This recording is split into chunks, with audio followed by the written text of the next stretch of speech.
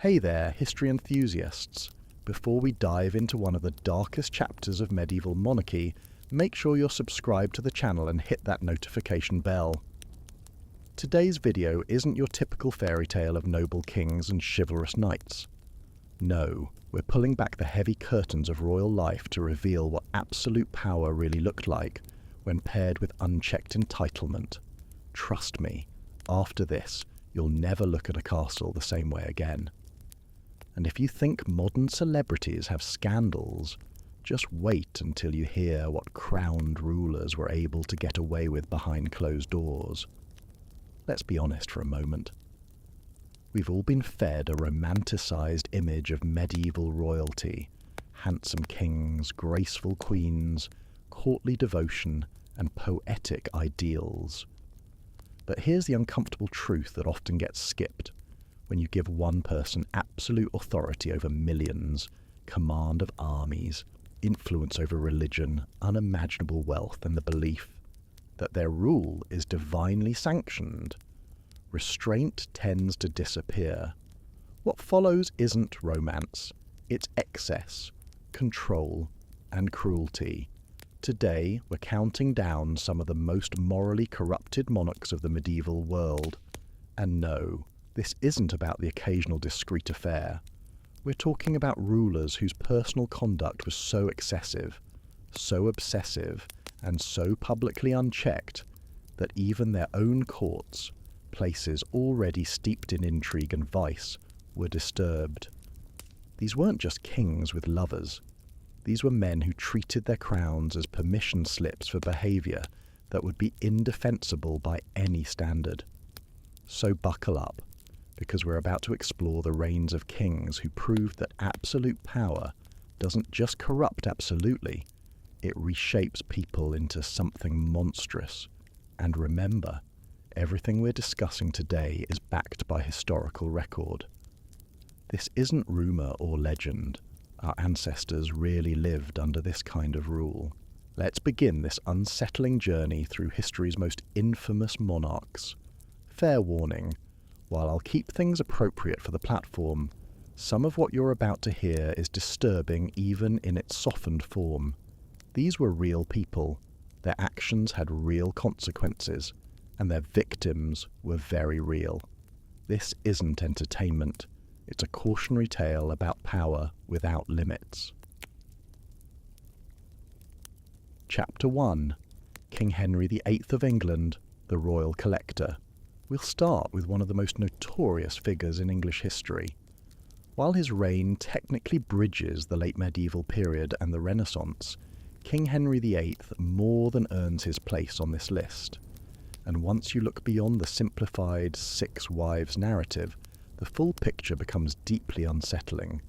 Everyone knows Henry had 6 queens. That's basic history.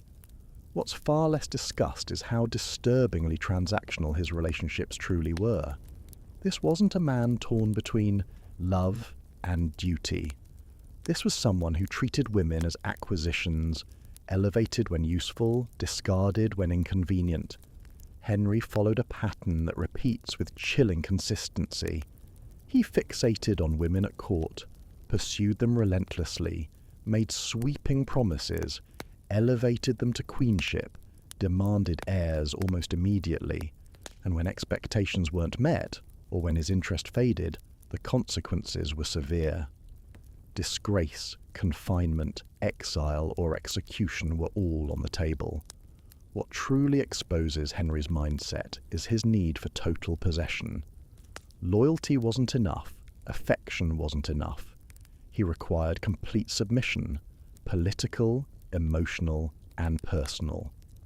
When Anne Boleyn refused to remain in a subordinate role and insisted on legitimacy, Henry didn't accept limits.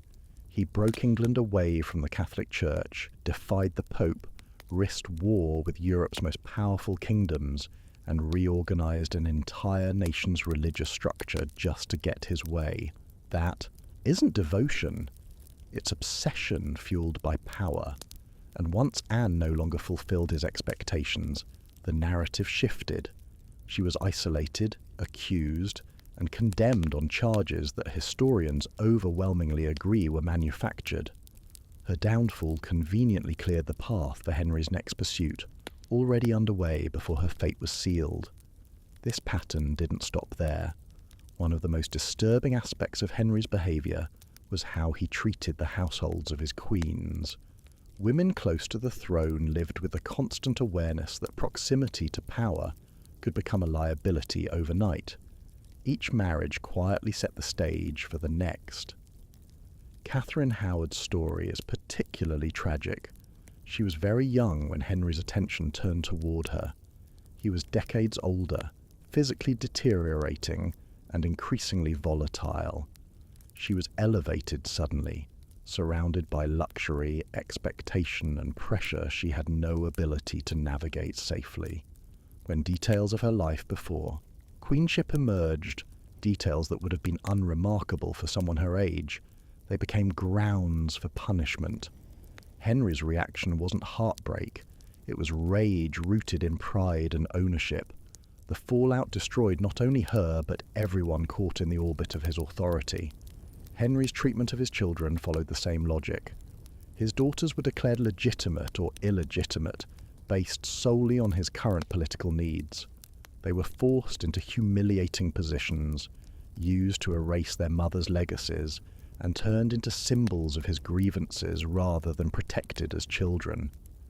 Beyond the queens, there were numerous favoured companions, some acknowledged, others quietly erased. Children born from these relationships were used as political tools, recognised when convenient and ignored when not. Henry even kept records cataloguing women at court, judging them with a detached, evaluative eye. Because he was king, no one could object. As his health declined and his paranoia grew, Henry's sense of entitlement never softened. Even as his body failed him, his demands remained absolute, and because no one could challenge him, the consequences continued to fall on others. What makes Henry VIII especially dangerous isn't just the personal destruction he caused. It's how he embedded his desires into law, religion, and governance. He declared himself head of the church, rewrote legal standards, dismantled institutions that might oppose him, and framed all of it as necessity or divine will. In reality, it was personal impulse scaled to national policy. Henry VIII wasn't simply a ruler with a complicated private life. He was someone who used the full machinery of the state to legitimize his obsessions, leaving behind fear, trauma, and silence. History often portrays him as dramatic or larger than life. In truth, he's one of the clearest examples of how unchecked authority warps both power and personality, and perhaps the most disturbing part of all, he was never held accountable. He died convinced of his own righteousness, secure in his legacy, while those who suffered under him were reduced to footnotes. That's the true horror of medieval monarchy. Not just cruelty, but the complete absence of consequences. Chapter 2. King John of England, the Predator King. If Henry VIII used religion to justify his appetites, King John of England didn't bother with justifications at all. Ruling from 1199 to 1216, John is famous for being the villain in Robin Hood stories, for losing most of England's French territories, and for being forced to sign the Magna Carta. But what often gets glossed over in history class is why his barons hated him enough to rebel. Sure, heavy taxation played a role, his military failures mattered, but there was something more personal, more visceral in the hatred John inspired. The man had a reputation for preying on the wives and daughters of his own nobles, and he didn't even try to hide it. In fact, he seemed to enjoy the power play of it, the message that no woman in his kingdom was beyond his reach, and no husband or father was powerful enough to stop him. Medieval chroniclers, who usually tried to maintain some respect for the monarchy, wrote about John with barely concealed disgust. Roger of Wendover wrote that John defiled the daughters and sisters of his nobles. Matthew Paris claimed he shamefully disgraced the wives and daughters of noblemen. These weren't tabloid rumours. These were respected chroniclers documenting what they saw and heard. But here's what made John's behaviour particularly twisted. He specifically targeted the families of his political rivals and even his allies. This wasn't just about lust, it was about dominance. When a baron displeased him, John might seduce or force himself on the man's wife or daughter. It was a power move, a way of humiliating his enemies and demonstrating that their women, their honour, their families, were all subject to his royal will. One particularly disturbing case involved the wife of Eustace de Vesci, one of John's barons. According to chronicles, John developed an obsession with Eustace's wife. When she refused his advances, John allegedly arranged for a situation where she would be brought to his chambers. She sent a prostitute in her place, and when John discovered the deception, he flew into a rage. Eustace de Vesci later became one of the leaders of the baronial rebellion that forced John to sign the Magna Carta. Think about that. One of the founding documents of English liberty, the basis for constitutional government, was partly motivated by a baron whose wife the king had tried to assault. Another case involved Matilda de Braose, wife of William de Braose, one of John's formerly trusted barons. When William fell out of favour with the king, the entire family suffered. Matilda and her son were imprisoned in Windsor Castle, and according to multiple sources, deliberately starved to death. Why?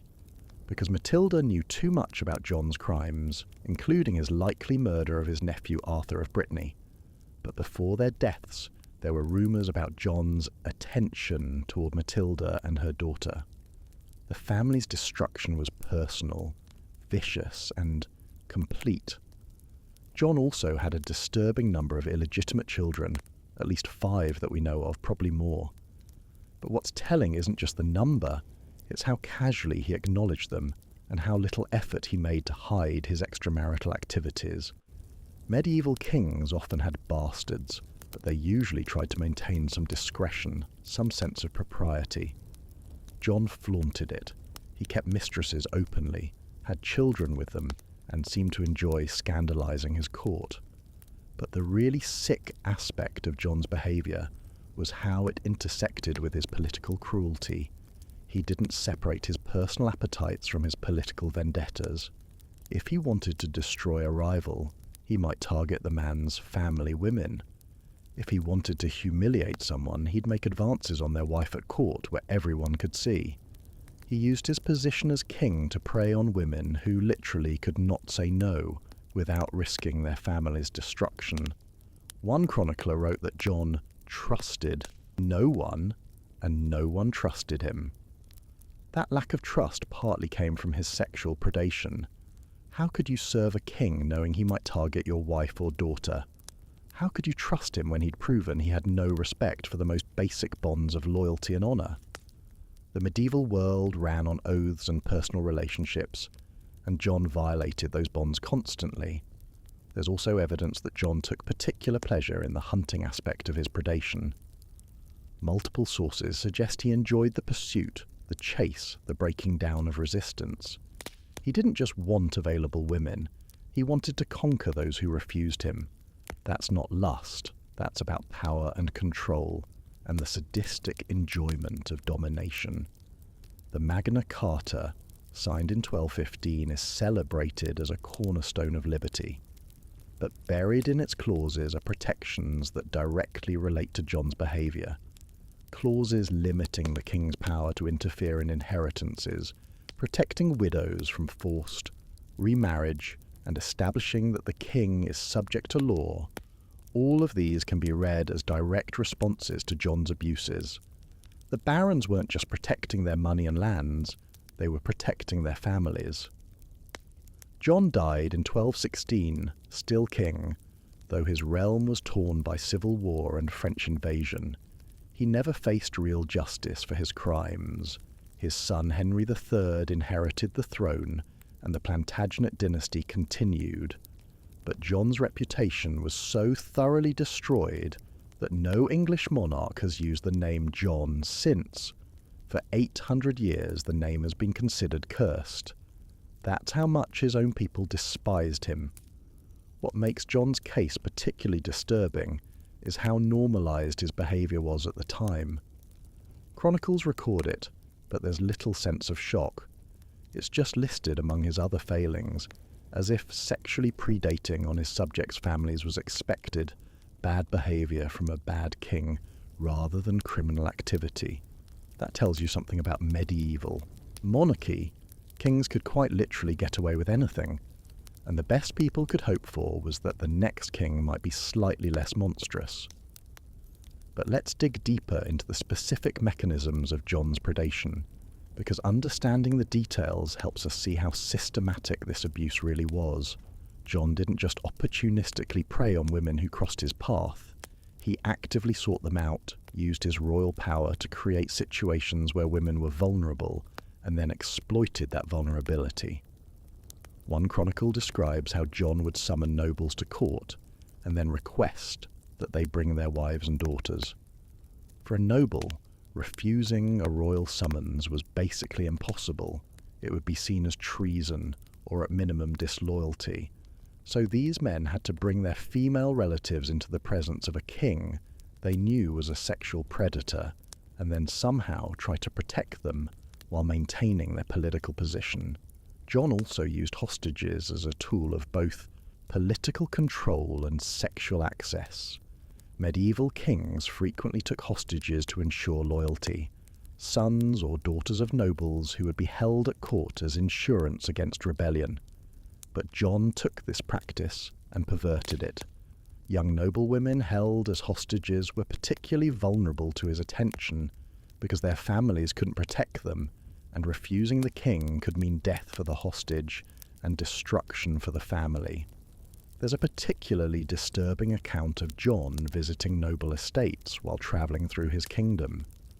When a lord hosted the king, it was a massive honour but also a massive expense and risk, and John would use these visits to target the host's female relatives. Imagine being a baron, hosting your king at enormous expense, and having to watch helplessly as he makes advances on your wife or daughter, knowing that objecting could mean your family's ruin. The economic dimension of John's predation is also worth examining. Women who became his mistresses, whether willingly or not, often received grants of land, money, or positions at court. This created a perverse economic incentive structure, where some families might see advantage in their daughters catching the king's eye, even knowing what that meant. It turned sexual exploitation into just another form of court patronage. But most women and families didn't see it as an opportunity. They saw it as a curse. Chronicles mention women who tried to flee when they heard John was coming to their region. Some families sent their daughters to convents or to relatives in distant parts of the kingdom. There are accounts of noblemen desperately trying to marry off their daughters young to protect them from royal attention. The psychological impact of living under such a king must have been enormous. For noble women at court, every interaction with the king was fraught with danger. For noblemen, serving their king meant potentially sacrificing their female relatives to his appetites. The whole court operated under this toxic cloud of fear and exploitation. John's treatment of Matilda de Braose deserves more attention because it shows how he combined sexual predation with political murder.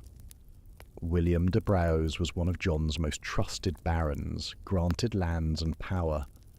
But William knew too much about John's crimes, particularly the murder of Arthur of Brittany, John's nephew and rival for the throne. When William began to distance himself from the king, John turned on the whole family. Matilda was imprisoned along with her son.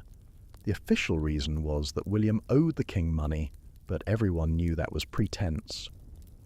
Before she died, Matilda allegedly said publicly that she wouldn't hand over her sons as hostages to a man who'd murdered his own nephew. This public accusation sealed her fate. She and her son were deliberately starved to death in Windsor Castle, one of the most horrific execution methods because it's so prolonged and agonizing. But before their deaths, there were darker rumors. Some chronicles hint that John had made advances on Matilda, that his fury at the Depraved family was partly personal rejection layered on top of political betrayal. Whether or not this is true, the fact that contemporaries found it believable tells you everything about John's reputation. The Magna Carta's protections for women, widows in particular, can be read as direct responses to John's behaviour. Clause 7 protected widows' rights to their inheritance and stated they couldn't be forced to remarry. Clause 8 said that widows couldn't be compelled to marry so long as they wished to live without a husband. These weren't abstract principles. These were concrete protections against a king who'd been forcing widows into marriages, often to his cronies, and threatening women into sexual relationships. Think about what it means that protecting women from forced marriage had to be written into what became one of the foundational documents of English liberty. It means that royal sexual coercion was so systematic, so normalised, that it took a baronial rebellion to even begin addressing it. John died in 1216, still king, though his realm was torn by civil war and French invasion. He never faced real justice for his crimes. His son Henry III inherited the throne, and the Plantagenet dynasty continued. But John's reputation was so thoroughly destroyed that no English monarch has used the name John since. For 800 years the name has been considered cursed. That's how much his own people despised him. And yet, in his own time, he got away with it all. That's the real lesson of King John's reign, not just that he was a predator, but that the medieval system had no real mechanism for stopping a predatory king. The best his victims could hope for was that the next king would be better, or that history would remember John as the villain he truly was. Chapter 3. King Philip IV of France, the beautiful tyrant. Now let's head across the Channel to France, because England doesn't have a monopoly on terrible kings. Meet Philip IV, known as Philip the Fair, because of his good looks, ruling France from 1285 to 1314. Unlike John's open predation or Henry's serial marriages, Philip's depravity was wrapped in a package of religious piety and moral righteousness, which somehow makes it even more disturbing. Philip is famous for destroying the Knights Templar, fighting with the Pope, and supposedly cursing the papacy. But what's often overlooked is the scandal involving his own family, specifically his 3 daughters-in-law, and what became known as the Tour de Nesle affair. In 1314, Philip was told that 2 of his daughters-in-law, Margaret and Blanche, were having affairs with 2 knights at court, the brothers Philip and Walter of Ornay. His 3rd daughter-in-law, Joan, allegedly knew about the affairs and helped cover them up. The source of this information? Philip's daughter, Isabella, who would later become infamous as the she-wolf of France. Whether Isabella was genuinely concerned about family honour or manipulating the situation for her own political gain is debated, but Philip's reaction was swift and vicious. The 2 knights were arrested, tortured until they confessed, and then executed in a manner so brutal that chronicles describe it in horrified detail. They were castrated, then drawn and quartered while still alive, their bodies left to rot as a warning. Margaret and Blanche were imprisoned for adultery. Margaret was imprisoned in Chateau Gaillard, where she died under mysterious circumstances, possibly murdered, possibly allowed to die from the harsh conditions. Blanche was imprisoned for years before being allowed to retire to an abbey. But here's where Philip's particular brand of twisted morality comes in. While he was having these women imprisoned and their alleged lovers tortured to death, while he was publicly championing marital virtue and the sanctity of the royal bloodline, Philip himself was notorious for his own extramarital activities. Multiple chronicles hint at his affairs, his illegitimate children, and his less than pious behaviour behind closed doors. The hypocrisy was staggering. Philip positioned himself as a defender of Christian morality, pure enough to judge the Knights Templar as heretics and the Pope as corrupt, while simultaneously maintaining a secret life that contradicted everything he publicly claimed to stand for. He used the Tour de Nesle scandal to assert control over his sons, eliminate rivals at court, and present himself as a moral authority, all while engaging in the same behaviours he was punishing in others.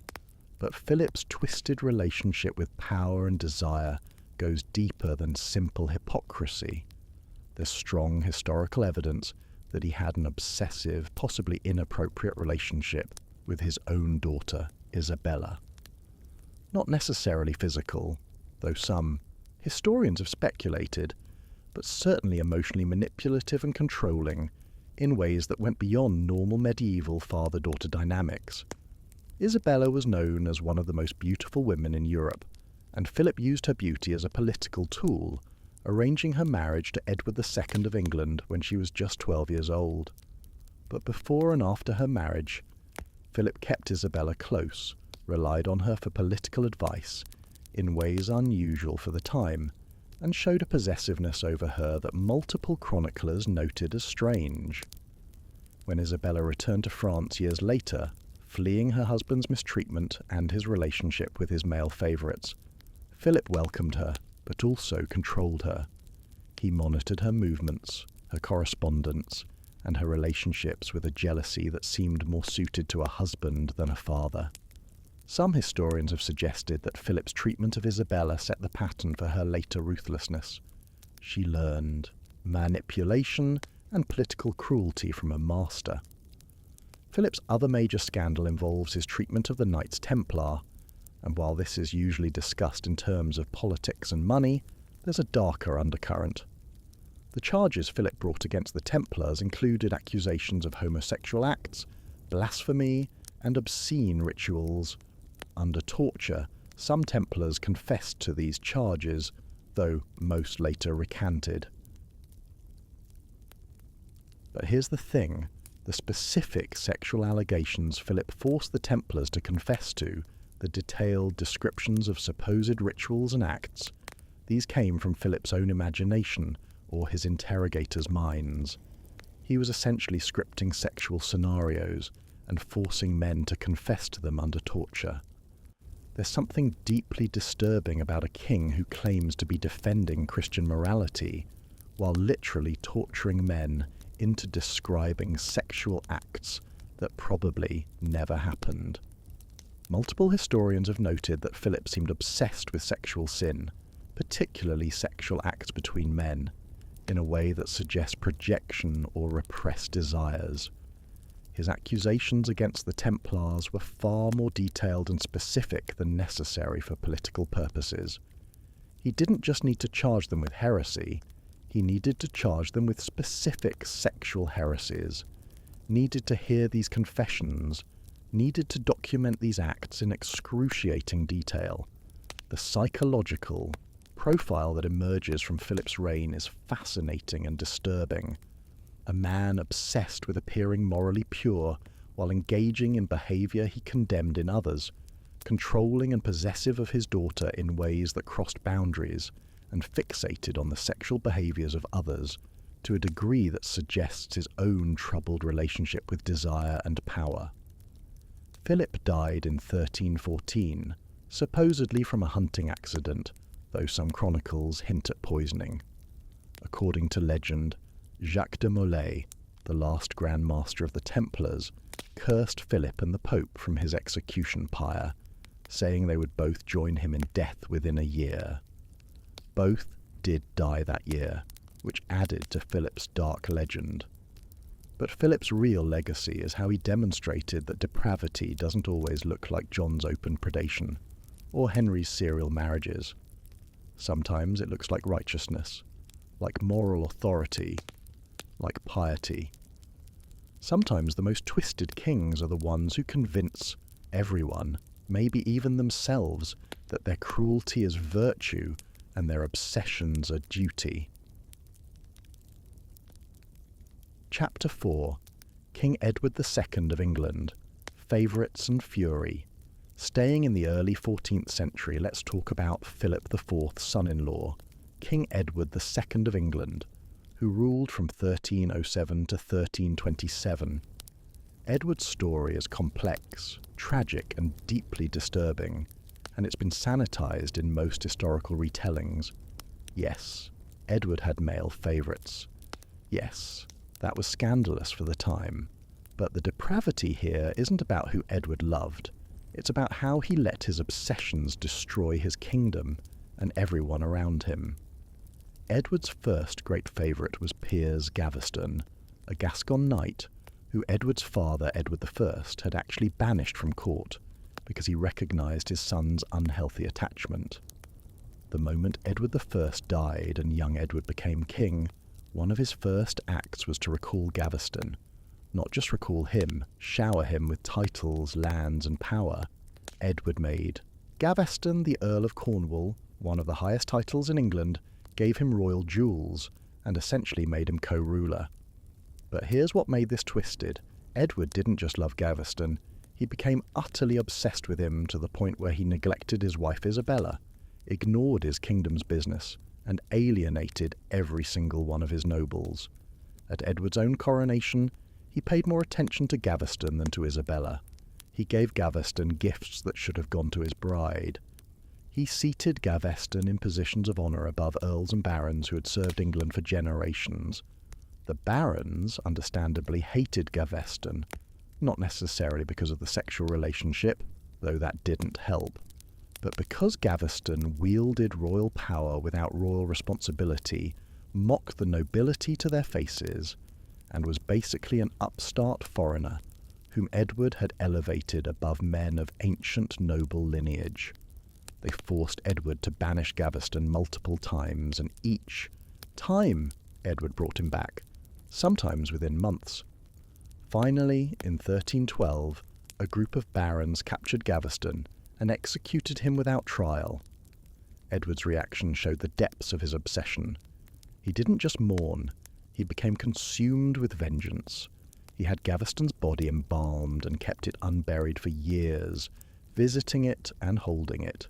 He swore elaborate oaths of revenge against the barons who'd killed his favourite. He essentially spent the next decade trying to punish the men who'd murdered Gaveston, even though this pursuit helped tear England apart. But killing Gaveston didn't cure Edward's pattern of destructive obsessions.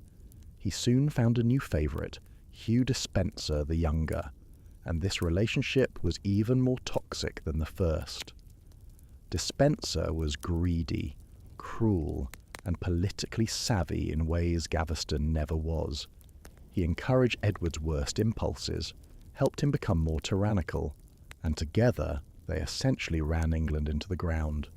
Despenser used his position as royal favourite to seize lands from other nobles, crush his enemies, and enrich himself beyond measure.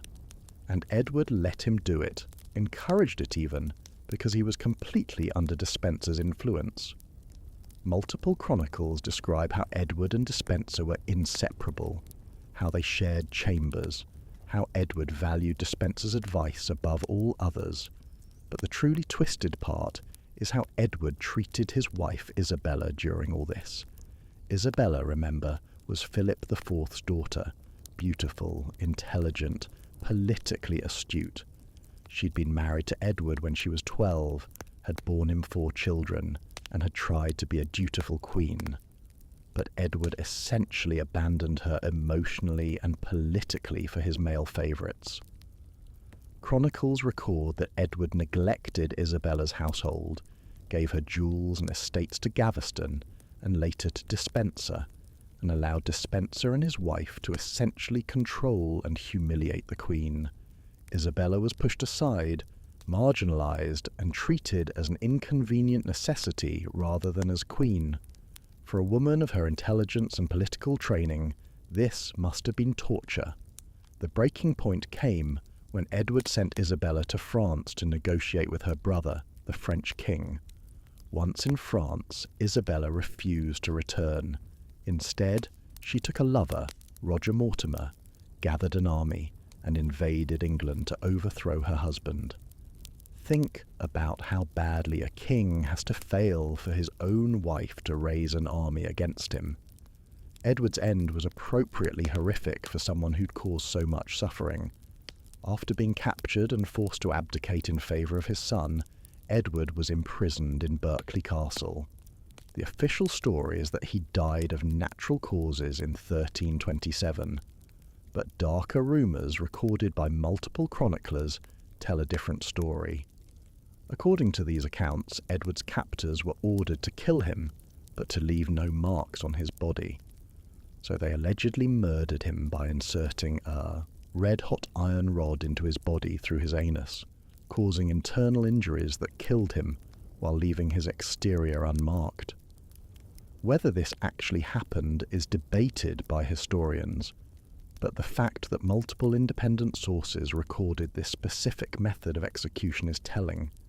It was meant as a grotesque commentary on his supposed sexual sins, a punishment that mirrored his perceived crimes. The horror of Edward's story isn't really about his sexuality, it's about how his inability to govern himself or his obsessions destroyed everyone around him. Gaveston was murdered, Despenser was hanged, drawn and quartered. Isabella spent the rest of her life in comfortable but monitored retirement, never fully forgiven for overthrowing her husband, even though many believed she was justified. Edward's oldest son, Edward III, spent his childhood watching his parents' toxic marriage implode and his mother overthrow his father. And here's what really makes Edward's story a case of royal depravity. He had every advantage. He was intelligent, well-educated, physically capable. He could have been a good king. But he let his obsessions, first with Gaveston, then with Despenser, override every other concern. He valued his relationships with these men more than his wife, his children, his kingdom, or his own survival. Edward II proved that depravity isn't just about sexual excess or cruelty. Sometimes it's about being so consumed by your own desires that you destroy everything and everyone around you, including yourself. It's about being given absolute power and using it to pursue obsessions rather than to govern. And it's about how personal dysfunction, when combined with monarchy, becomes national tragedy. Chapter 5. King Charles II of Navarre, the Bad King. Let's move to a lesser-known but absolutely fascinating case. Charles II of Navarre, called Charles the Bad, who ruled Navarre from 1349 to 1387, and was also a major French nobleman. Charles earned his nickname honestly. He was treacherous, cruel, and megalomaniacal. But what's less discussed is his personal depravity, which was considerable even by medieval standards. Charles was brilliant, charming, and absolutely immoral. He had a legitimate claim to the French throne, and he spent his entire life scheming to either take that throne or extract maximum benefit from threatening to take it. He switched sides between France and England during the 100 Years' War so many times that neither side fully trusted him, yet both kept negotiating with him because he controlled strategic territory and could field a respectable army. But Charles's political treachery was matched by his personal excesses. He kept a lavish court filled with beautiful young people of both sexes, and chronicles describe feast after feast of excessive drinking, entertainment, and what they delicately call license. The court of Navarre under Charles was known as one of the most dissolute in Europe, which is saying something for the 14th century. Multiple sources describe Charles's appetite for both women and young men, though they use the careful language chroniclers employed when discussing such matters. He had a wife, Joan of France, who gave him several children, but he also had numerous mistresses, both noble and common, and paid little attention to discretion. His court was basically a playground for his appetites, and because he was king, no one could stop him. What made Charles particularly twisted was how he combined his political ruthlessness with his personal depravity. He would seduce or corrupt people as a form of political control. There are accounts of him using beautiful young people from his court as bait or rewards in his diplomatic negotiations. He'd offer a rival the hospitality of his court, which was essentially code for access to whatever debauchery they desired, and then use their indiscretions as blackmail. One particularly disturbing chronicle describes how Charles, during a dispute with the King of France, had several French royal officials murdered at a dinner party he hosted. Not killed in battle, murdered at dinner, as guests. The chronicler noted that Charles arranged for entertainments to continue during and after the murders, including carnal diversions to distract the other guests from the violence occurring in nearby chambers. The idea of orchestrating murders during an orgy shows a level of depravity that's almost cinematic in its wickedness.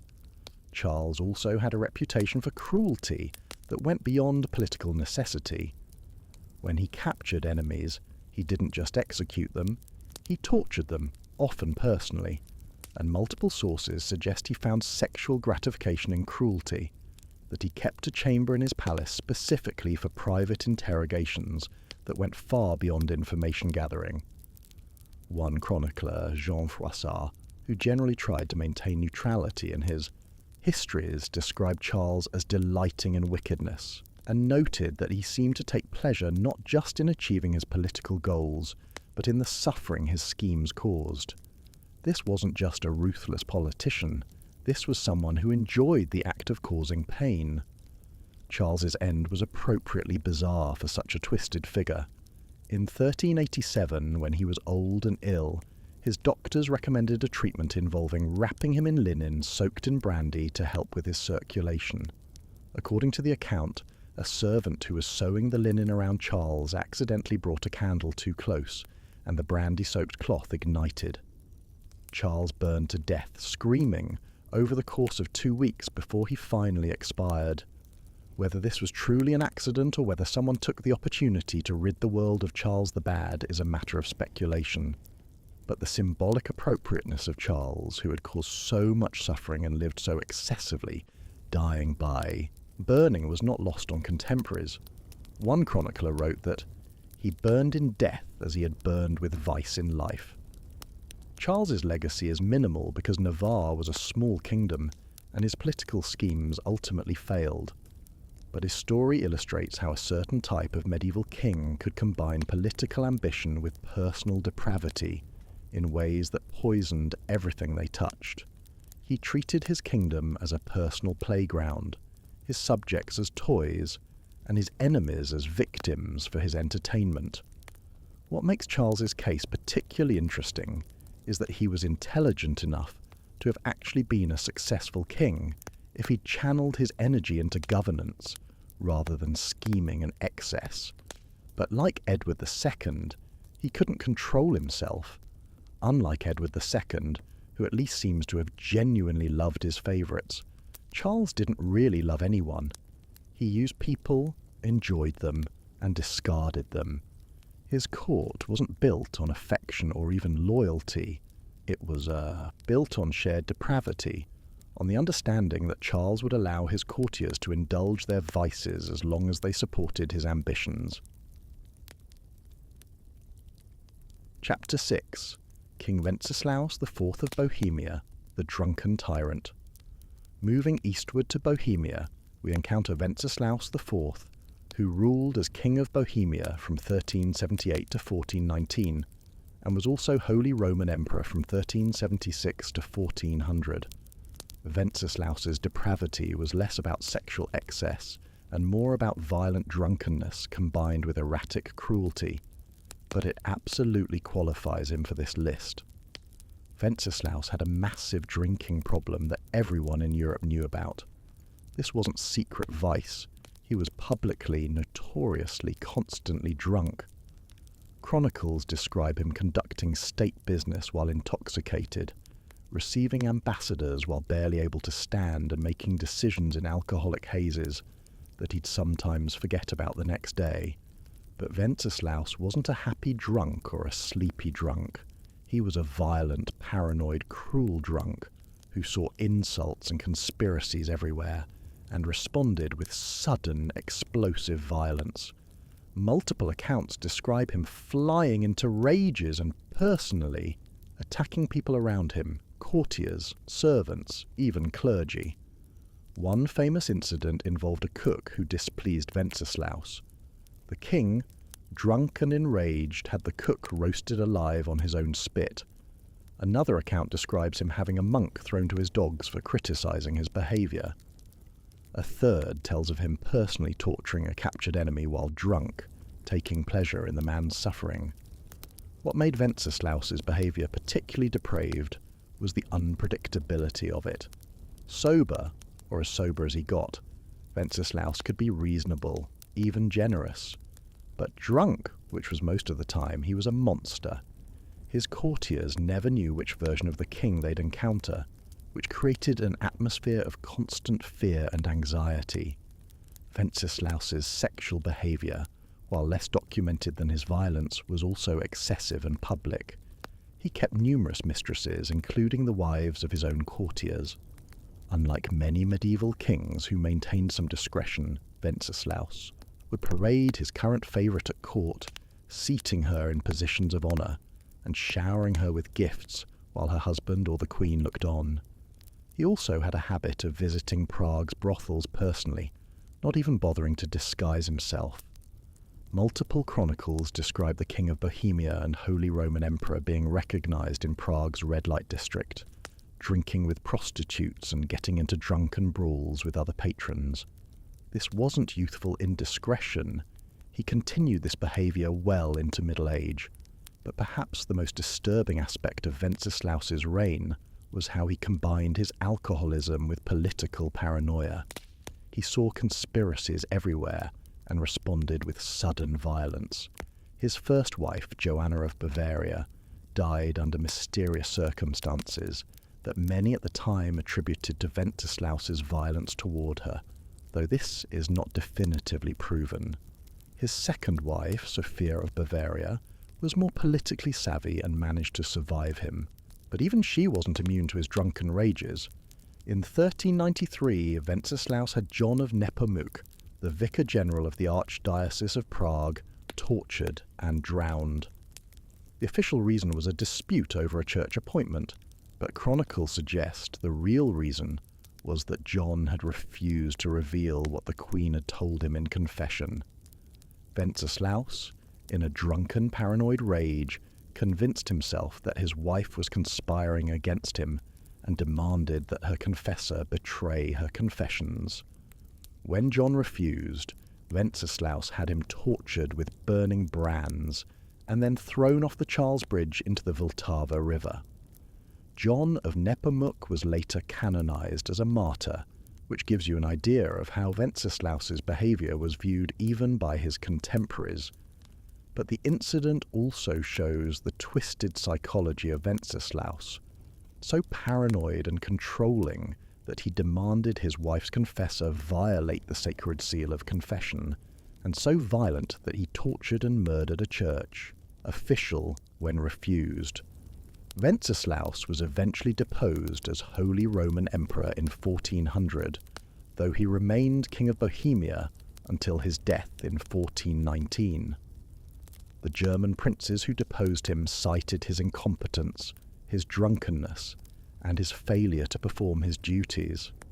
It's one of the rare cases where medieval nobility actually removed a ruler, partly for personal behaviour rather than just political failures.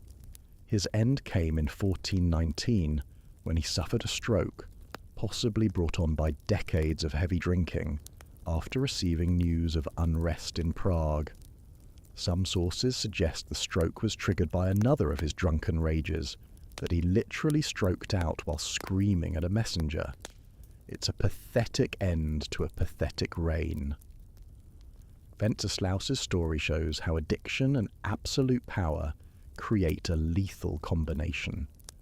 Without the accountability that might force a normal person to confront their problems, Wenceslaus was able to drink himself into violent paranoia for decades, while his kingdom suffered. His courtiers, his wives, his subjects All of them lived in fear of his next drunken rage.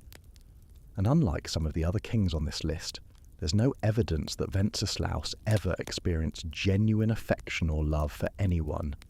His relationships were all filtered through alcohol, paranoia, and violence. Chapter 7. King Ferdinand I of Naples, the Museum of Mummies. Now we're going to Italy for one of the most genuinely disturbing cases on this list. King Ferdinand I of Naples, also known as Ferrante, who ruled from 1458 to 1494. Ferdinand's depravity wasn't primarily sexual, though he had his share of mistresses and illegitimate children. No, Ferdinand's particular brand of twisted behaviour involved how he treated his enemies after death. Ferdinand was a capable military commander and a shrewd politician. He had to be. His claim to the throne of Naples was disputed, and he spent much of his reign fighting off challengers. But what sets him, apart from other warlike medieval rulers, is what he did with his defeated enemies' bodies. Ferdinand had a private museum in his castle, but this wasn't a museum of art or antiquities. It was a collection of mummified corpses, specifically the mummified corpses of his enemies, preserved and dressed in their finest clothes, arranged in lifelike poses throughout several chambers of his palace. Multiple sources describe this macabre collection. Ambassadors and visitors to Naples wrote home about the horror of being shown Ferdinand's museum, where the mummified bodies of nobles, rebels, and rival claimants to the throne were displayed like hunting trophies. Some were seated at tables as if at dinner. Others stood in alcoves dressed in their court finery. All were carefully preserved and maintained. What makes this especially disturbing is that Ferdinand didn't just collect these bodies. He visited them. He would walk through his museum talking to the corpses, taunting them, reminding them of their defeats. Multiple accounts describe how he took pleasure in showing the collection to living relatives of the dead, forcing them to look at their mummified fathers, brothers, or sons, while Ferdinand explained how they died and why they deserved it. This wasn't just cruelty for cruelty's sake, though there was certainly an element of sadism. It was psychological warfare. When you knew that opposing Ferdinand might result not just in your death, but in your corpse being put on permanent display in his personal museum, it added a whole new level of terror to rebellion. And Ferdinand understood this perfectly. He made sure everyone knew about his collection. But Ferdinand's depravity extended beyond his museum. He was also known for his creative methods of execution and torture. When he captured the Baron of Sarno during a rebellion, he had the man tortured publicly for days before finally executing him. When he defeated a plot against him in 1485, he invited the conspirators to a reconciliation banquet, and then had them arrested at the dinner, tortured and executed. Their bodies, of course, joined his museum. Ferdinand also had a cruel sense of humour that manifested in how he played with people's lives. He would sometimes pardon condemned prisoners at the last moment, just to watch their relief, and then order their execution anyway days later. He kept people in suspense about their fates, drawing out their fear for his own amusement. In his personal life, Ferdinand was known for his violent temper and his tendency to personally participate in violence. Unlike many kings who distanced themselves from the actual brutality, Ferdinand liked to watch executions and tortures. Multiple sources describe him attending torture sessions and providing suggestions to the torturers. This wasn't a king who merely ordered cruelty. It was one who enjoyed witnessing and participating in it. Ferdinand's treatment of women in his court was also disturbing. While he was married to Isabella of Taranto, he kept numerous mistresses, and chronicles hint at behaviour that went beyond simple infidelity. There are accounts of him forcing himself on the wives and daughters of courtiers, secure in the knowledge that no one would dare complain. One account describes how a nobleman who objected to Ferdinand's attention to his wife disappeared and was later found among the mummies in the royal collection. What's particularly chilling about Ferdinand is how he maintained a facade of civility and sophistication. He was a patron of the arts, supported humanist scholars, and hosted a cultured court. But underneath the Renaissance prince exterior was someone who took genuine pleasure in death, humiliation, and fear. He could discuss poetry with scholars in the morning, and watch a man be tortured to death in the afternoon, and see no contradiction. Ferdinand died in 1494, still in power, still king. His mummy collection was eventually dispersed after his death. Some say his son destroyed it, horrified by his father's hobby, though other accounts suggest it simply decayed over time. But the legend of Ferdinand's museum lived on, becoming one of the most disturbing stories of Renaissance Italy. What makes Ferdinand's case particularly interesting from a psychological standpoint is that his depravity was cold and calculated rather than impulsive. Unlike Wenceslaus's drunken rages or Edward II's passionate obsessions, Ferdinand's cruelty was methodical and purposeful. He understood the psychological impact of his actions and used cruelty as a tool of statecraft. He was a monster, but a highly intelligent, self-aware monster who knew exactly what he was doing and why. Chapter 8. King Ivan IV of Russia, Ivan the Terrible. We need to talk about Ivan IV of Russia, known as Ivan the Terrible, who ruled from 1547 to 1584. Now, Ivan technically comes at the very end of the medieval period and into the early modern era, but his reign was so thoroughly medieval in its violence and excess that he deserves inclusion on this list. And terrible is an understatement. Ivan started his reign as a reformer and a relatively capable ruler. But after the death of his beloved first wife, Anastasia, in 1560, which he believed was murder by poisoning, probably correctly, Ivan descended into paranoid madness that would make Wenceslaus IV look stable. Ivan created the Oprichnina, a state within a state with its own territory and its own army called the Oprichniki. These men dressed in black, rode black horses, and carried symbols of a broom and a dog's head to represent sweeping away treason and biting the Tsar's enemies. They were essentially Ivan's personal death squad, accountable only to him, and he used them to terrorize the nobility, the church, and anyone else he suspected of disloyalty.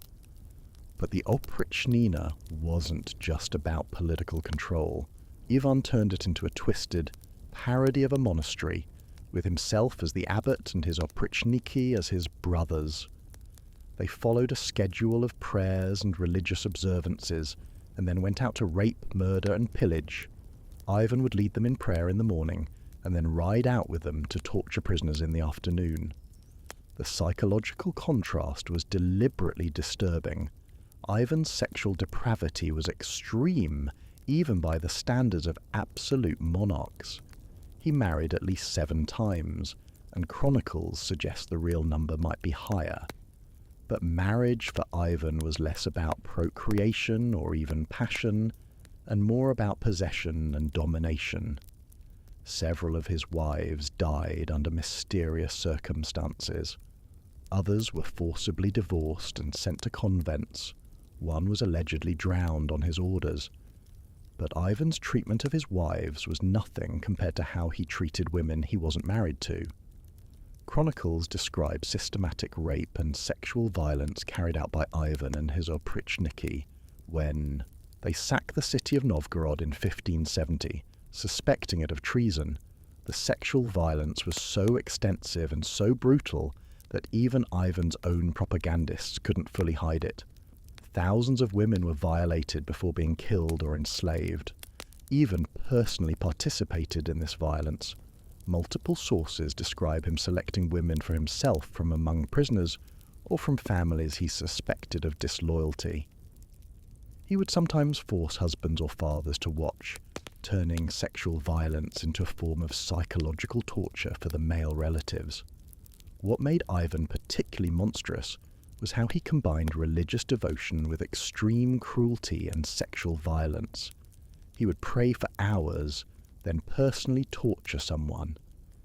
He had a torture chamber in his palace, where he would experiment with different methods of causing pain. Chronicles describe him watching people being boiled alive, roasted, dismembered, and then going to church to pray for their souls. Ivan's paranoia extended to his own family. In 1581, in a fit of rage, he struck his pregnant daughter-in-law, causing her to miscarry. When his son, Ivan Ivanovich, yes, Ivan, son of Ivan, confronted him about this, the Tsar flew into a rage and struck his son in the head with his staff, inflicting a wound that would kill him a few days later. The famous painting by Ilya Repin, Ivan the Terrible and his son Ivan, depicts this moment, the Tsar holding his dying son, finally understanding what he's done, the horror and grief on his face. According to accounts, Ivan was genuinely devastated by his son's death, going into periods of intense mourning and guilt. But the guilt didn't change his behavior. He continued his reign of terror for 3 more years. Ivan's treatment of his enemies became increasingly depraved as he aged. When he suspected the city of Pskov of treason, he arrived with his oprichniki and began a campaign of terror. But according to some accounts, he was confronted by a holy fool named Nicholas, who warned him that he would face divine judgment for his crimes. Whether this actually happened or is legend, what's documented is that Ivan spared Pskov, but then redirected his fury to other targets with even greater violence. One of Ivan's favourite torture methods involved impalement. Not the quick execution method, but slow impalement designed to keep the victim alive and suffering for days. He would have stakes erected in public squares and have suspected traitors impaled where everyone could see and hear their suffering. And he would visit them, mock them, and watch them die slowly. Ivan's court was a nightmare of paranoia and excess. Feasts would be interrupted by sudden arrests and executions. Entertainments included forcing prisoners to fight each other, or animals for the Tsar's amusement. Ivan would shift between moods, jovial and generous one moment, homicidally enraged the next, keeping everyone around him in a state of constant terror. The sexual atmosphere at Ivan's court was equally disturbing. When he wasn't conducting his reign of terror, Ivan maintained a court where sexual license was not just tolerated, but encouraged. His oprichniki were essentially allowed to take whatever and whomever they wanted. The combination of religious observance, political terror, and sexual violence created an atmosphere unlike anything else in medieval or early modern Europe. Ivan died in 1584, possibly poisoned, though he was also suffering from numerous health problems likely caused by syphilis and other venereal diseases. His death was followed by the Time of Troubles, a period of civil war and chaos that nearly destroyed Russia. In a very real sense, Ivan's depravity and paranoia destabilized his entire nation for a generation. What makes Ivan's case so disturbing is the scale. Other kings on this list committed individual acts of cruelty or maintained twisted personal behavior. Ivan industrialized depravity, creating systems and institutions designed to facilitate torture, sexual violence, and terror on a mass scale. He transformed personal pathology into state policy, and tens of thousands of people suffered and died as a result. Let me give you some specific examples that really illustrate the depth of Ivan's madness. The sack of Novgorod in 1570 is one of the most horrific events in medieval Russian history. Ivan suspected the city of plotting to defect to Poland-Lithuania. Whether there was any truth to this is debatable, but truth didn't matter to Ivan. Suspicion was enough. Ivan arrived with his oprichniki and began what can only be described as systematic genocide. Chronicles describe how the oprichniki went house to house, dragging out families. They killed children in front of their parents. They violated women in public squares. They threw people into the icy Volkhov River through holes cut in the ice. The massacre continued for 5 weeks. Estimates of the death toll range from 2,000 to 60,000 people. The uncertainty itself tells you how thorough the destruction was. But here's what makes this particularly twisted. Ivan attended church services every day during the massacre. He would pray in the morning, supervise torture and murder in the afternoon, then pray again in the evening. He kept detailed lists of the people killed so he could have Orthodox monasteries pray for their souls. Think about the psychological compartmentalization required to order someone's murder, and then pay for prayers for their salvation. The specific tortures Ivan employed show a mind that was genuinely creative in its cruelty. He had people tied to sleds and dragged through the streets until they died from their injuries. He had others roasted alive slowly over fires. One account describes him forcing a mother to watch her son be tortured to death, then having her killed in front of her other children. Another tells of him making a bishop wear a costume of fur and straw, calling him a wild beast, and then having him hunted and torn apart by dogs. Ivan's sexual violence was equally systematic and public. When the Oprichniki raided estates, they didn't just kill the men and take the property, they specifically targeted women and girls for mass violation, and Ivan participated personally. Chronicles describe him selecting women from groups of prisoners, using them, and then often having them killed afterward. The sexual violence wasn't a byproduct of the political terror, it was an intentional component of it. The atmosphere at Ivan's court was absolutely nightmarish. Imagine being a boyar, Russian noble at Ivan's court. You have to attend the Tsar, serve him, watch him at his twisted monastic rituals. You never know when he might suddenly turn on you.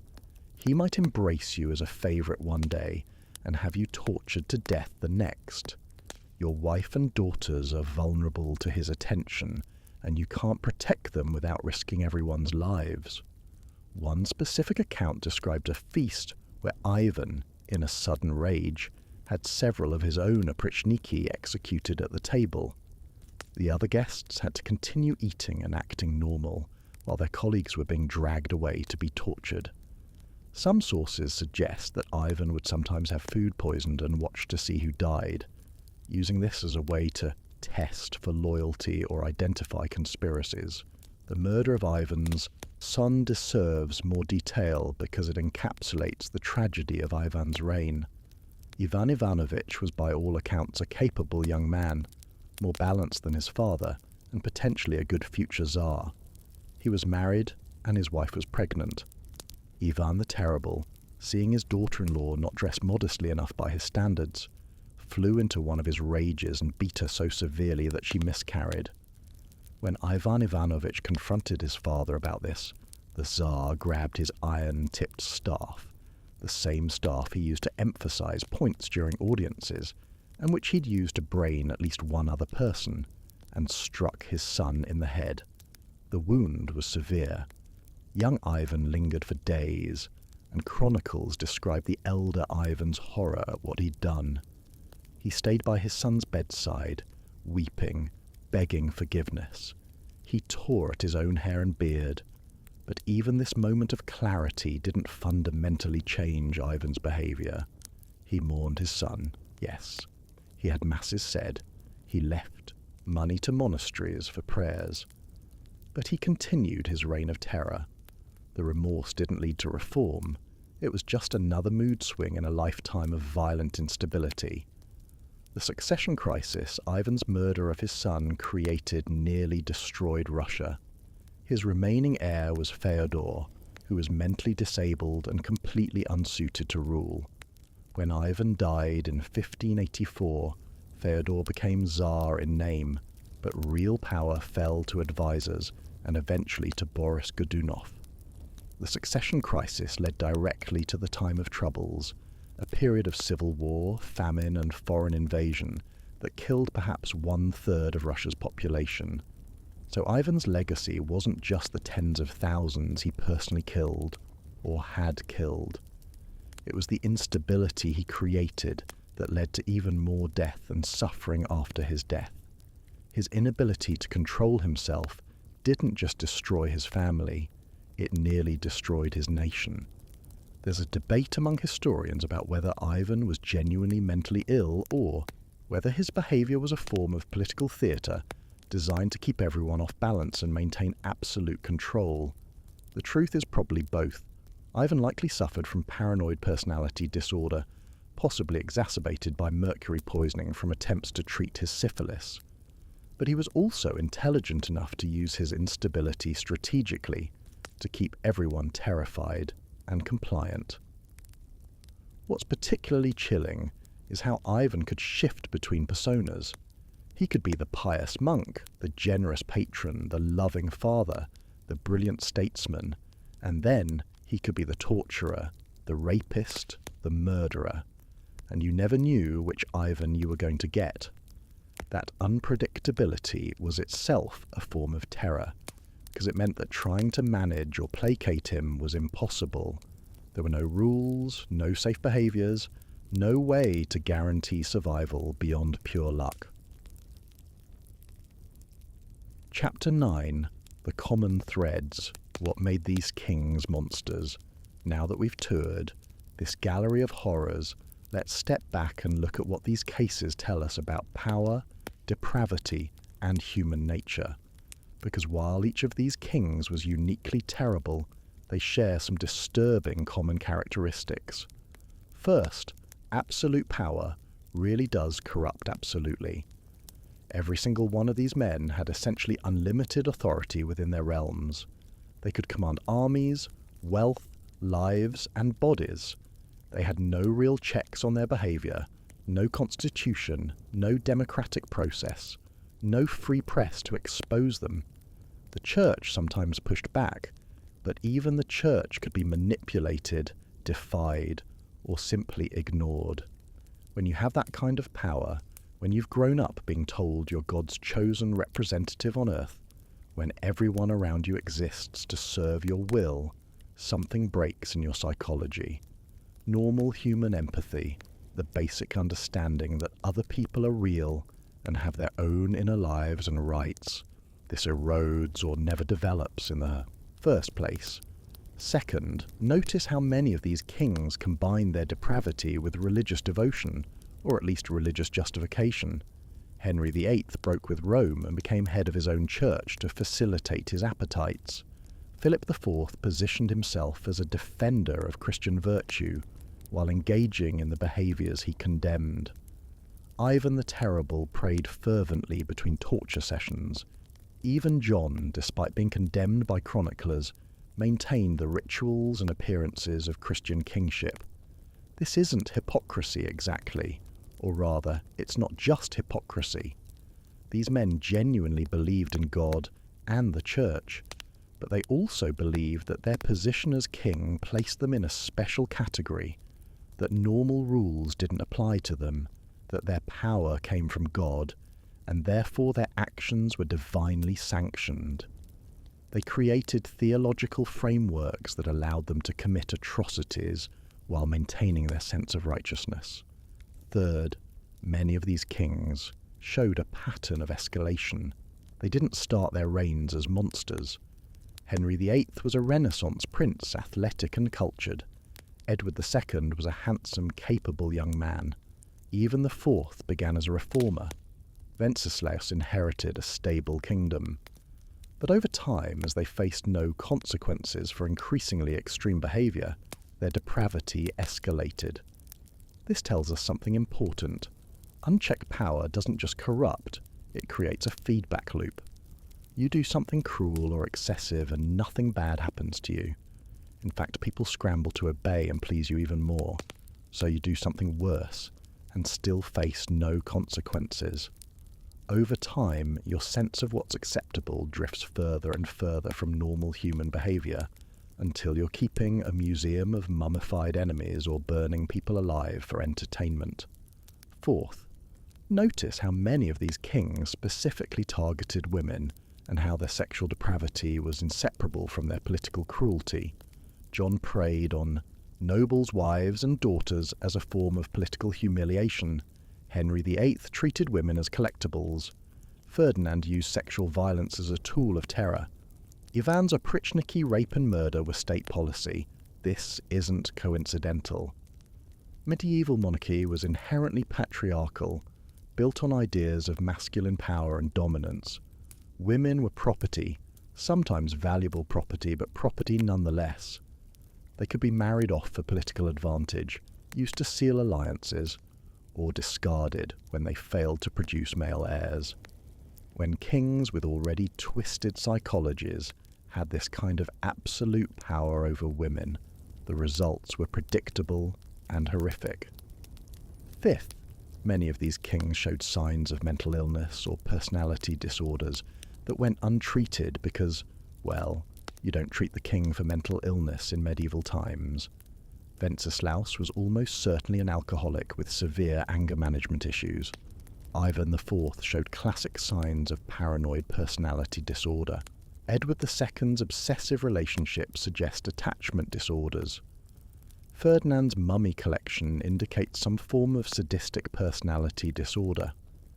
In a different context, with different circumstances, these might have been manageable conditions, but combined with absolute power and zero accountability, these mental health issues became catastrophic, not just for the individuals, but for entire nations. Sixth, notice how many of these kings died peacefully in bed, or at least remained in power until their natural deaths. Henry, Ferdinand, and Philip all died still ruling. John died as king despite civil war. Even the ones who were overthrown, Edward II, Wenceslaus as emperor, Ivan's eventual powerlessness, mostly faced their downfalls due to political incompetence rather than moral outrage at their behaviour. This is crucial to understand. Medieval society was structured to protect kings, even terrible kings, from consequences.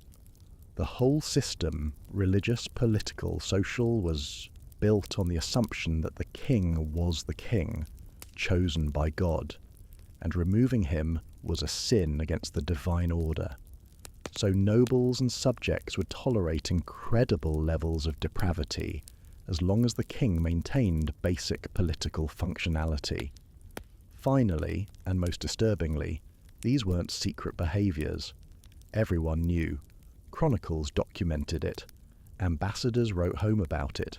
Nobles complained about it. But the knowledge didn't lead to action because the system had no real mechanism for holding kings accountable. The best people could hope for was that the next king would be better, or that God would judge the wicked ruler in the afterlife. Chapter 10. The Victims Who Paid the Price. In telling these stories, it's easy to focus on the kings themselves, their psychology, their actions, their eventual fates. But we need to talk about the people who actually paid the price for royal depravity. The victims. Start with the wives. Catherine of Aragon, discarded after decades of faithful service because she couldn't produce a son. Anne Boleyn, executed on false charges. Catherine Howard, executed as a teenager. Isabella of France, married at 12 to a man who would neglect and humiliate her for decades. The wives of John's nobles living in fear of the king's attention. Ivan's 7 or more wives, many of whom died mysteriously. These women were pawns, possessions, and ultimately victims. But it wasn't just the wives. Think about the mistresses, often women with no real choice in the matter. When a king decided he wanted you, saying no could mean death for you and your family.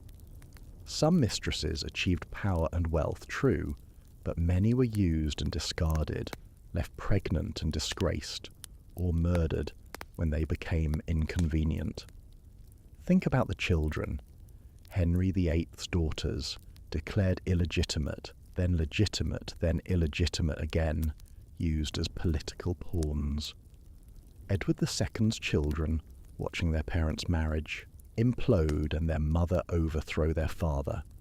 Ivan's son, murdered by his own father in a fit of rage. The illegitimate children of these kings, acknowledged or hidden, advantaged or abandoned, all of them shaped by the depravity of their royal fathers. Think about the nobles and courtiers forced to navigate these dangerous courts. You had to attend the king, serve him, watch him with your wife or daughter, knowing that objecting could mean your death and hers. You had to laugh at his jokes, applaud his cruelty, and pretend not to notice the screams from the torture chambers. The psychological toll of serving a monster while maintaining the pretense of loyalty and respect must have been enormous. Think about the common people. When Ivan's oprichniki rode through the countryside, peasant women were violated and killed. When Wenceslaus's drunken rages turned violent, it wasn't just nobles who suffered. When wars were fought over Edward II's incompetence or John's treachery, it was common soldiers who died in those wars. The economic burden of supporting these courts, the feasts, the mistresses, the warfare, the bribes, all of it fell ultimately on the backs of peasants who had no say in any of it. And think about the specific victims of these kings' violence. The knights tortured and executed in the Tour de Nesle affair, Piers Gaveston and Hugh Despenser, whatever their flaws, brutally murdered. The mummified corpses in Ferdinand's museum, displayed as trophies. The thousands who died in Novgorod during Ivan's sack of the city. Every single person in John's reign who lost a family member to his predation or cruelty. These weren't just statistics. These were human beings with lives, families, hopes and dreams. They suffered and died because they had the misfortune to live under the rule of men who combined absolute power with profound moral corruption. What's particularly tragic is how little recourse these victims had. In our modern world, we have, theoretically at least, systems of justice, constitutional limits on power, and mechanisms for removing leaders who abuse their authority. Medieval people had none of these protections. If you were victimized by the king, your only hope was that God would punish him in the afterlife, or that the next king would be better. Some victims found ways to fight back. Isabella of France overthrew her husband. The barons who forced John to sign the Magna Carta pushed back against royal tyranny. The princes who deposed Wenceslaus as emperor rejected his incompetence, but these were exceptional cases requiring enormous resources and political will. Most victims had no such options. The women who were violated had essentially no recourse at all. Medieval law provided some protections for women, technically, but these protections evaporated when the perpetrator was the king. A noblewoman might have powerful male relatives who could object, but even then, challenging the king meant risking rebellion and civil war. Common women had no protection whatsoever. And here's something that's crucial to understand.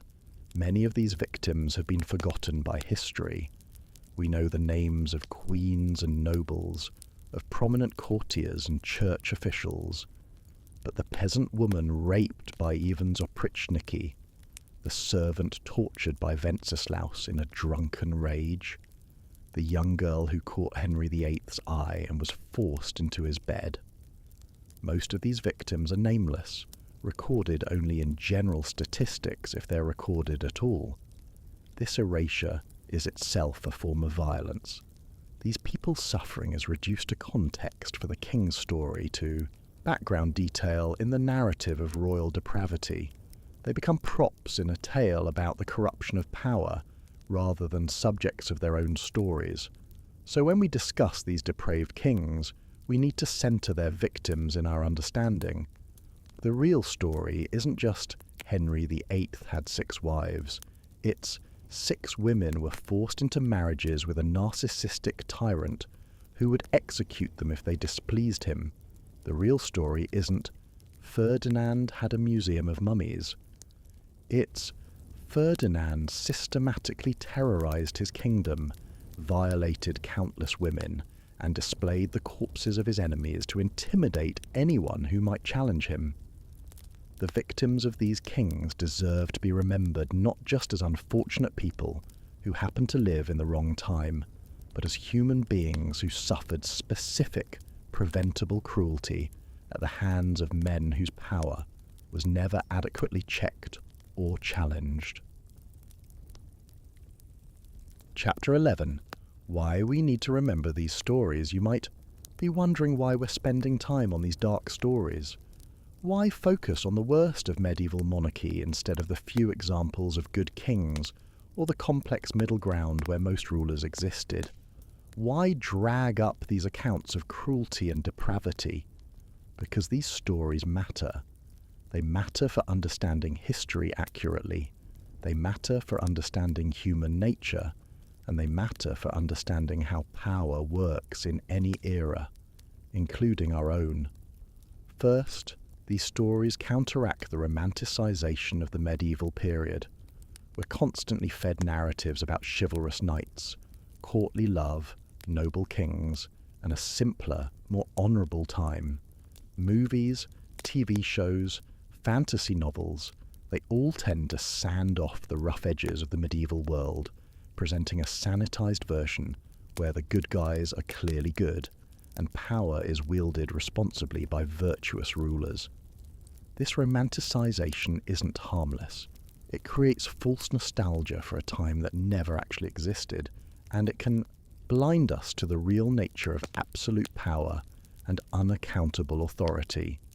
When we understand that medieval kings could quite literally get away with murder, rape, and torture, when we see the real consequences of a system with no checks and balances, it helps us appreciate the democratic institutions and legal protections we have today. Second, these stories illuminate the relationship between power and human psychology.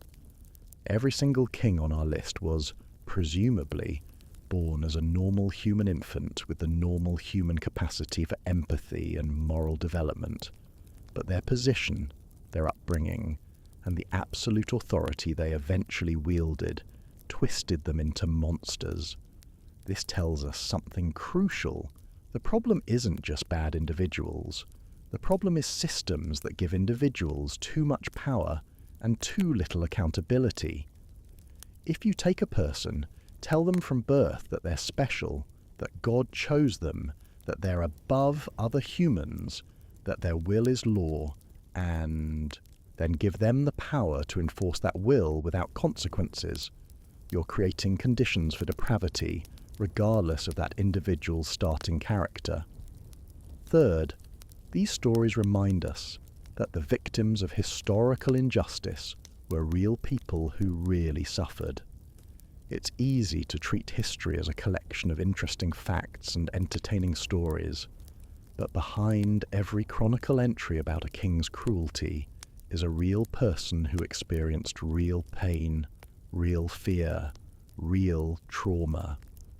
Remembering these victims humanizes history and connects us across the centuries to people whose lives were shaped by the same basic human experiences we know: love, fear, pain, hope, but who lack the protections and freedoms we often take for granted. Fourth, these stories provide a warning about what happens when power is concentrated and unaccountable. The medieval system concentrated enormous power in the hands of individual rulers and provided essentially no mechanisms for holding them accountable or removing them if they became tyrannical. The result was predictable. Some percentage of kings turned into monsters, and their subjects suffered. We like to think we've moved beyond such systems, and in many ways we have. But power still exists, and it still has the capacity to corrupt. CEOs, politicians, military leaders, tech billionaires, anyone with significant power over other people's lives faces the same psychological temptations that medieval kings faced. The main difference is that we've, theoretically, built systems to check and balance that power. These historical examples remind us why those systems matter and what happens when they fail. Fifth, these stories challenge us to think about complicity and resistance.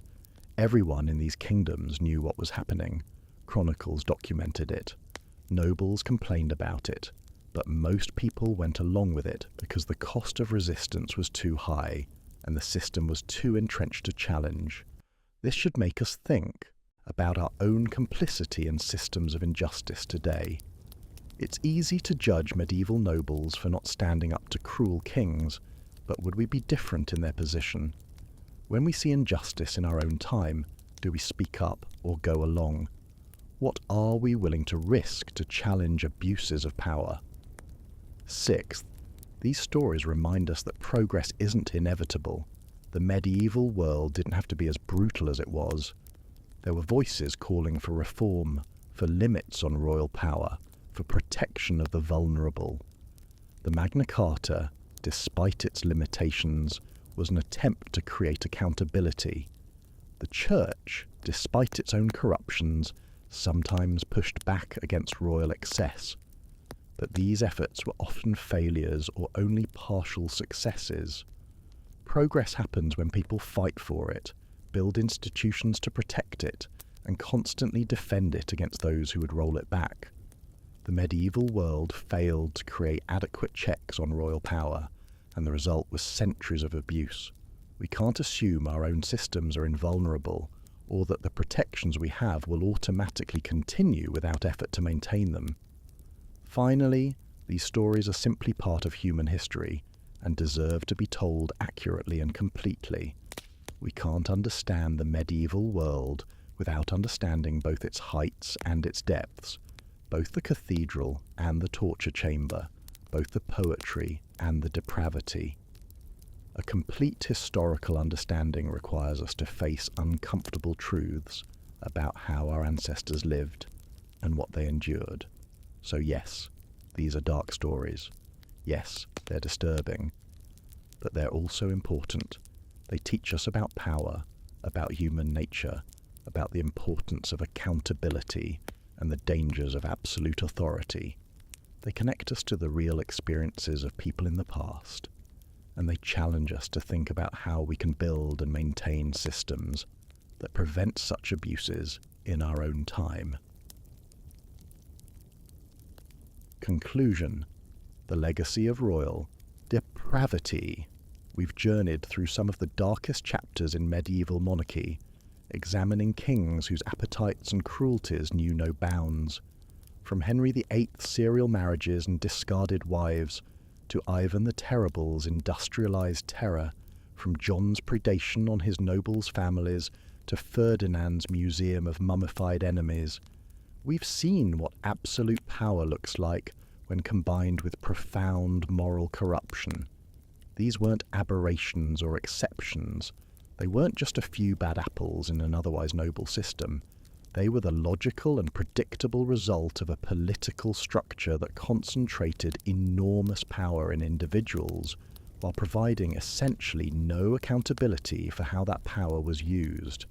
The medieval system of monarchy created conditions where depravity could flourish, and flourish it did. The victims of these kings, the executed wives, the violated women, the tortured enemies, the terrorized subjects, deserve to be remembered as more than footnotes to royal biographies. They were human beings whose lives were cut short, whose bodies were violated, whose families were destroyed by men who faced no consequences for their actions. But here's what's perhaps most important to understand. The system that enabled these kings still echoes in our world today. Whenever power is concentrated without adequate checks, whenever leaders are treated as above the law, whenever accountability is sacrificed for efficiency or tradition, we risk recreating the conditions that allowed Henry, John, Philip, Edward, Charles, Wenceslaus, Ferdinand, and Ivan to commit their atrocities. The progress we've made, democratic institutions, constitutional limits on power, human rights protections, legal accountability, didn't happen by accident. They happened because people looked at the abuses of the past and said, never again. They happened because reformers and revolutionaries were willing to challenge the idea that some people are simply entitled to power over others without restraint. But these protections aren't permanent or self-sustaining. They require constant defense, constant vigilance, and constant willingness to hold the powerful accountable. The moment we decide that certain people are above the law, that certain positions grant immunity from consequences, that certain authorities shouldn't be questioned, that's when we start sliding back toward the world these medieval kings inhabited. So what should you take away from these stories? Not just that medieval kings were bad, though many of them certainly were. Not just that the past was brutal, though it absolutely was. Take away the understanding that power without accountability leads to abuse, that systems matter more than individuals, and that the freedoms and protections we enjoy today came at enormous cost and require constant effort to maintain. Take away a deeper appreciation for the boring, bureaucratic, frustrating systems of checks and balances that prevent modern leaders from acting like medieval monarchs. Take away gratitude for freedom of the press, for independent judiciaries, for constitutional limits on executive power, for democratic processes that allow citizens to remove leaders without violence. Take away a commitment to remembering the victims of historical injustice and centering their experiences in how we understand the past. Take away skepticism toward anyone who seeks unchecked power or who claims they should be above accountability. And maybe take away a bit of dark humour about the fact that we've spent the last hour discussing medieval monarchs who would make modern tabloids look tame, because if we can't occasionally laugh at the absurd horrors of history, we'll go mad trying to process them. The medieval world was brutal, unjust, and often horrifying, but it was also the world that produced our world. Understanding its failures helps us appreciate our successes and avoid repeating its mistakes, and understanding the real nature of medieval monarchy, not the romanticised fairy tale version, but the messy, violent, depraved reality, is essential to that understanding. Let's take a moment to really drive this home, because it's important that we understand why these specific stories matter for us today in the modern world. When we look at Henry VIII, John, Philip IV, Edward II, Charles the Bad, Wenceslaus, Ferdinand, and Ivan the Terrible, we're not just looking at ancient history, we're looking at case studies in what happens when the fundamental principles of accountability, rule of law, and human rights don't exist. Every single one of these men would have been considered criminals under modern law. Henry VIII would be guilty of murder, abuse, and using state power to eliminate rivals. John would face charges of sexual assault, rape, and human trafficking. Philip IV would be convicted of torture and wrongful execution. Edward II, while perhaps less criminally liable for his sexual relationships, would still be guilty of gross negligence and abuse of power. Charles would be prosecuted for murder, corruption, and crimes against humanity. Wenceslaus would face charges of murder, assault, and dereliction of duty. Ferdinand would be condemned for torture, murder, and desecration of human remains. Ivan would be tried for genocide, crimes against humanity, war crimes, and systematic sexual violence. But in their own time, none of these charges could stick because there was no framework for holding kings accountable. The medieval legal system had laws, yes, but those laws didn't meaningfully apply to the monarch. Kings were above the law by definition. They were the source of law. How do you prosecute someone who is, in legal theory, the embodiment of justice itself? This is why the development of constitutional monarchy, democratic systems, and human rights law matters so much. These weren't just abstract political developments. They were direct responses to the kind of abuses we've discussed today. When the English barons forced John to sign the Magna Carta, they were trying to create the first meaningful limits on royal power. When revolutions overthrew absolute monarchies, when constitutions established separation of powers, when international law recognized crimes against humanity, all of these were attempts to ensure that no one person could ever again wield the kind of unchecked power these medieval kings possessed. And we need to remember that these protections aren't guaranteed. They have to be actively maintained and defended. Right now, in various parts of the world, there are leaders who would love to exercise the kind of power these medieval kings had. The difference is that modern systems, when they work properly, prevent them from doing so. But when they work properly is the key phrase. These systems require constant vigilance, active citizenship, independent institutions, and a populace willing to defend democratic norms and human rights. Think about it this way. The main difference between Henry VIII and a modern leader who wants to eliminate political rivals isn't that modern leaders are inherently more moral. It's that modern leaders face actual consequences for criminal behaviour. Independent courts, free press, political opposition, and ultimately the possibility of losing power through democratic processes or even facing prosecution. Take those safeguards away, and the temptations of absolute power remain, exactly the same as they were in the 16th century. The victims of these kings also deserve one more moment of our attention. Behind every statistic we've discussed, the thousands killed in Novgorod, the women violated by John, the wives executed by Henry, the corpses in Ferdinand's museum, were individual human beings with names, families, hopes, and dreams.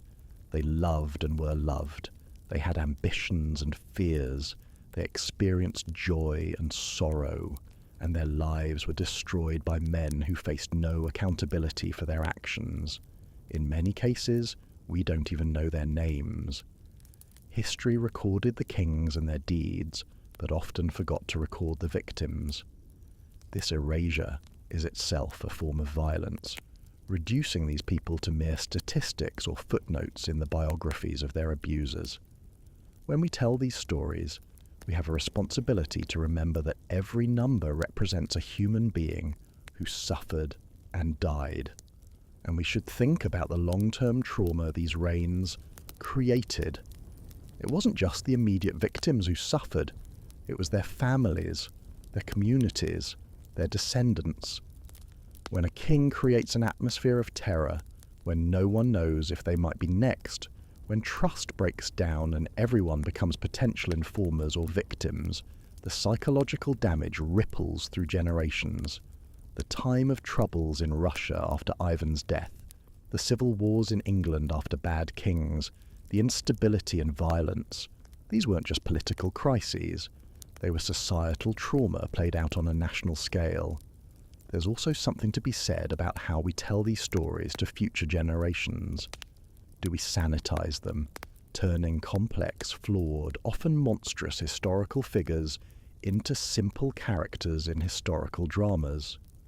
Do we romanticize the medieval period, focusing on knights and castles while ignoring torture chambers and systematic abuse? Or do we tell the whole truth, ugly as it is, so that people understand what systems of absolute power actually produce? I'd argue we owe it to the victims of these kings to tell the truth, not to sensationalize their suffering, but to honestly reckon with what happened and why it matters.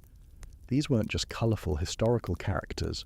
They were powerful men who used that power to cause immense suffering, and they did so in systems that enabled and protected them.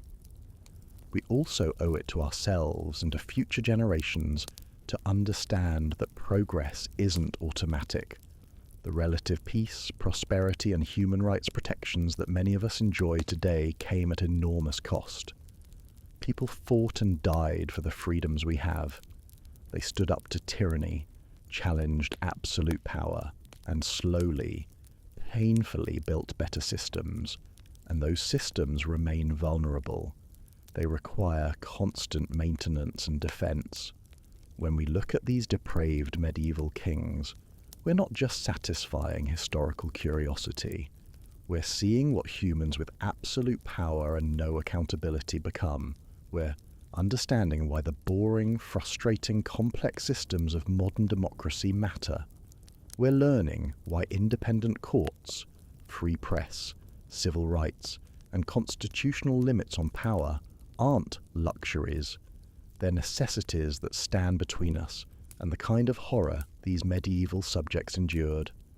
So the next time you see a movie about noble medieval kings or read a fantasy novel about wise rulers, remember the real kings we've discussed today. Remember that absolute power didn't make people noble, it made them monsters. Remember that the victims of their depravity were real people who deserved better. And remember that the systems we have today that prevent such abuses, however imperfect, are precious and fragile and worth defending. The legacy of these perverted kings isn't just a collection of horrifying stories. It's a warning from history about what happens when power goes unchecked, when leaders face no consequences, when the vulnerable have no protection. It's a reminder that civilization is fragile, that barbarism is always possible, and that eternal vigilance is the price of freedom and safety. These kings lived centuries ago, but the lessons of their reigns remain relevant. Power still corrupts. Absolute power still corrupts absolutely. The difference is that now we know this, and we've built systems to guard against it. The question is, will we maintain those systems, or will we allow them to erode until new tyrants can emerge, wearing modern clothes, but wielding the same kind of unchecked power that these medieval monsters possessed? So the next time you see a movie about noble medieval kings, or read a fantasy novel about wise rulers, remember the real kings we've discussed today. Remember that absolute power didn't make people noble, it made them monsters. Remember that the victims of their depravity were real people who deserved better. And remember that the systems we have today that prevent such abuses, however imperfect, are precious and fragile and worth defending. Thanks for joining me on this dark journey through medieval history. If you found this video educational, make sure to subscribe to the channel and hit that notification bell. And maybe check out some of our other videos exploring different aspects of medieval life. I promise they're not all this disturbing. Leave a comment below about which of these kings you found most shocking, or if there are other depraved historical figures you think deserve coverage. Remember, history isn't just dates and events. It's the story of real people, for better and for worse. Understanding both the heights and the depths of human behavior in the past helps us navigate the present and build a better future. Until next time, stay curious, stay skeptical of unchecked power, and be grateful you weren't born a peasant in medieval Europe. Trust me, you wouldn't have lasted a day.